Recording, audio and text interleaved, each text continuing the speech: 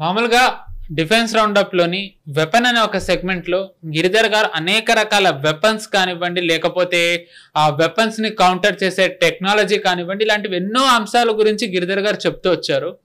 అందులో భాగంగానే ఈరోజు అభిమన్యు అనే ఒక యుఏవి గురించి ఆయన చెప్పబోతున్నారు. మామూలుగా చెప్పాలంటే ఇటీవల కాలంలో డిఆర్యులో వెపన్ లో యుఏవి గురించి చాలా ఎక్స్టెన్సివ్ గా గిరిధర్ గారు చెప్తూ వస్తున్నారు. దీనికి మెయిన్ ఉద్దేశం ఏంటి అంటే రాబోయే కాలం అంతా కూడా డ్రోన్ వార్ఫేరే. సో ఈ డ్రోన్ వార్ఫేర్ లో ఇండియా ఎంత అడ్వాన్స్డ్ గా ఉంది, మనం ఎంత almost on par with world powers తో ఉన్నామని అందరికీ తెలియజేయాలన్నదే ఈ ఉద్దేశం. సో ఈ అభిమన్యు అనేది ఎంత పవర్ఫుల్, ఇది ఎలా పనిచేస్తుందో గిరిధర్ గారి మాటలోనే తెలుసుకుందాం. Sir, Abhimanyu new space research and technology వాళ్ళు తయారు చేసింది. ఈ కంపెనీ గురించి ఇటీవల మీరు డిఫెన్స్ రౌండప్ లో కూడా చెప్పారు. సో దీని గురించి మీరు ఏం చెప్తారు సార్? ఇందాక ఇంట్రోలో చెప్పినట్టుగా డిఫెన్స్ దాంట్లో న్యూస్ లో కానివ్వండి, వెపన్ లో కంపెనీలో ఎక్కువ డ్రోన్స్ గురించి ఎక్కువ చెప్తూ వస్తున్నారు. సో రాబోయేదంతా డ్రోన్సే కాబట్టి చెప్పాలంటే దాని గురించి తెలియడం ఇంపార్టెంట్.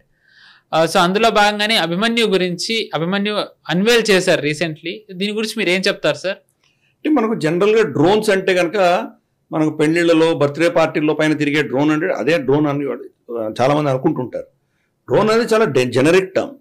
నార్మల్గా దీనికి ఏం చెప్పాలంటే అన్మాన్డ్ ఏరియల్ వెహికల్ అనడం బహుశా కరెక్ట్. అది ఇటువంటివి మనకు చూస్తే కనుక వీళ్ళు చేసినటువంటి అభిమన్యు లాంటివి అయితే కనుక అన్మాన్డ్ ఎయిర్ క్రాఫ్ట్స్ అని పిలవాలి.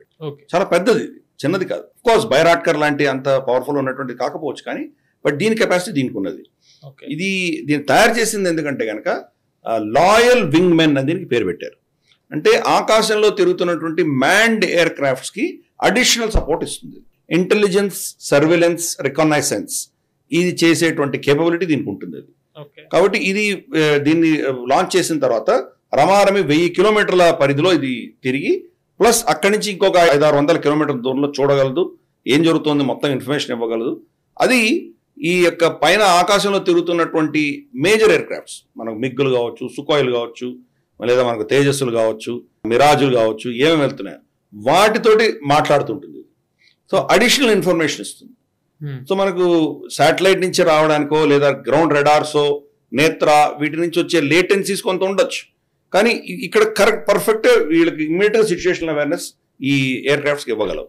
వాటిల్లో కూడా ఏంటంటే దీన్ని కంట్రోల్ చేసేది కూడా మళ్ళీ అతనే కంట్రోల్ చేయగలడు.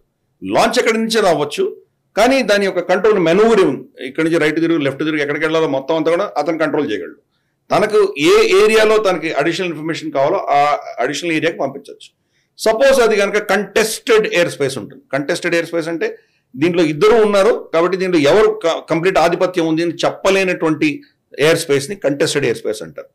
దాన్ని దాటితే మనం సురక్షితంగానే ఉన్నాం, ఆ స్పేస్ దాటితే శత్రువు కూడా సురక్షితంగానే ఉంటాడు. ఈ మధ్యలో ఎవరైనా కొట్టచ్చు. అటువంటి ప్లేస్కి పంపించాలంటే దీన్ని పంపిస్తారు. ఇది వెళ్ళి అక్కడ మొత్తం ఇన్ఫర్మేషన్ గ్యాదర్ చేస్తుంటుంది. ఒకవేళ దాన్ని షూట్ డౌన్ చేసినా మనిషి నష్టం లేదు, పైలట్ నష్టం లేదు, కాబట్టి అది పోయినా కానీ మనకు పర్వాలేదు.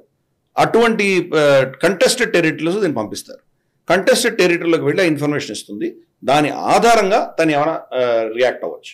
ఫర్ ఇన్స్టెన్స్ మనం BVAR మనం మాట్లాడాం, బియాండ్ విజువల్ రేంజ్ ఇవి ఉంటాయి. లేదా వాటిని లాక్ చేయడానికి కొన్ని అక్కడ వస్తున్నటువంటి ఫర్ ఇన్స్టెన్స్ JF-20 రావచ్చు, మనకు చైనీస్ JF-20 రావచ్చు. ఆ సిచ్యుయేషనల్ అవేర్నెస్ ఇది అక్కడికి వెళ్ళి JF-20ని ఐడెంటిఫై చేసి దాని కోఆర్డినేట్స్ ఇస్తే కనుక JF-20 దీన్ని షూట్ డౌన్ చేసినా కానీ కూడా ఆ కోఆర్డినేట్స్ ఆధారంగా వీళ్ళ దగ్గర ఉన్నటువంటి రెడార్స్ని పట్టుకొని దాన్ని లాక్ చేయొచ్చు. లాక్ చేస్తే కానీ అది ఎటు వెళ్తుంటే అటు వెళ్ళి దాన్ని మళ్ళీ దాన్ని ట్యాకిల్ చేయగలరు.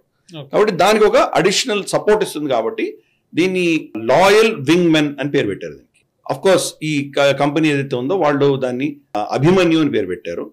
ఇది అఫ్ కోర్స్ ఇప్పుడు ఉన్నటువంటిది 1000 కిలోమీటర్ల దాకా దీనికి ఎండ్యూరెన్స్ కేపబిలిటీ ఉంది. దీన్ని ఇంకా ఇంక్రీజ్ చేయబోతారు. ఇది ఫస్ట్ వర్షన్ మాత్రమే. సో రాబోయే రోజుల్లో దీని అఫ్ కోర్స్ ఎన్హాన్స్మెంట్స్ ఇంకా రాబోతున్నాయి. ఎనివే ఈ యొక్క ఇటువంటి మనకు ఈ న్యూ ఏజ్ టెక్నాలజీ, ఈ అన్మాన్డ్ టెక్నాలజీలో మనం క్రమేపీ మెట్లు ఎదుగుతూ వెళ్తున్నాం. మనం అది మన డిఫెన్స్ రౌండప్లో ప్రతి డిఫెన్స్ రౌండప్లో ఏదో అంశంలో చర్చిస్తున్నాం. స్వామ్ డ్రోన్స్ కావచ్చు, లేదా సాఫ్ట్ కిల్స్ కావచ్చు. లాస్ట్ టైం మనం నెట్ గ్రానైడ్ గురించి మాట్లాడాము. ఇలా ఎన్నో అంశాల్లో డ్రోన్ టెక్నాలజీలో మనం ఎటువంటి పురోగతి సాధిస్తున్నాం చెప్పే ప్రయత్నం చేస్తున్నాం. కాబట్టి ఈ అస్త్రాల సెక్షన్లో మనం అభిమన్యు గురించి కూడా ప్రజెంట్ చేస్తాం. ఈ వీడియో మీకు నచ్చినట్టయితే లైక్ చేయండి, 10 మందికి షేర్ చేయండి. అలాగే కామెంట్ల రూపంలో మీ అభిప్రాయాలను మాతో పంచుకోండి. Nationalist hub group of channels ను సబ్స్క్రైబ్ చేసుకుని తెలుగునాట జాతీయవాద జర్నలిజాన్ని ప్రోత్సహించండి. ఈ వీడియో కింద ఉన్న బెల్ ఐకాన్ పై క్లిక్ చేయడం మర్చిపోవద్దు.